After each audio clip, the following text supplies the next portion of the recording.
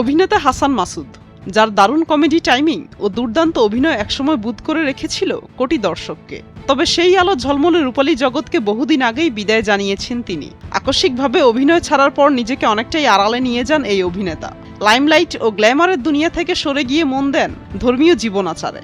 এই পরিবর্তনের ধারাবাহিকতায় তিনি সম্প্রতি পালন করেছেন পবিত্র হজ।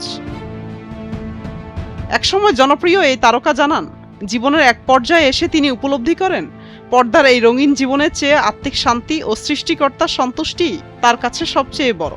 আর সেই থেকেই ধর্মকর্মে নিজেকে সম্পূর্ণ সঁপে দেওয়া।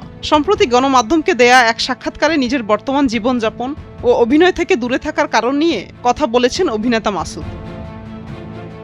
উল্লেখ্য, ১৯৮৫ সালে বাংলাদেশ সেনাবাহিনীতে ক্যাডেট হিসেবে যোগ দেন হাসান মাসুদ।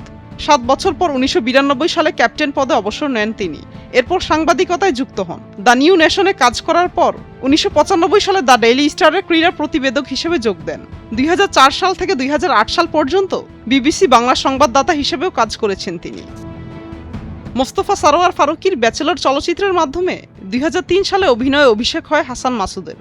সিনেমাটির আজকে না হয় ভালোবাসা গানেও কণ্ঠ দেন তিনি। ২০০৬ সালের ভালোবাসা দিবসে প্রকাশিত হয় তার প্রথম গানের অ্যালবাম হৃদয় ঘটিত।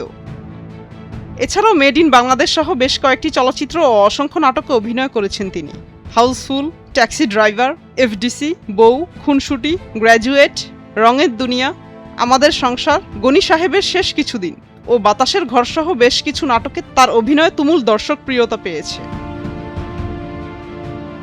মুক্তা আমিন, ভোরের কাগজ।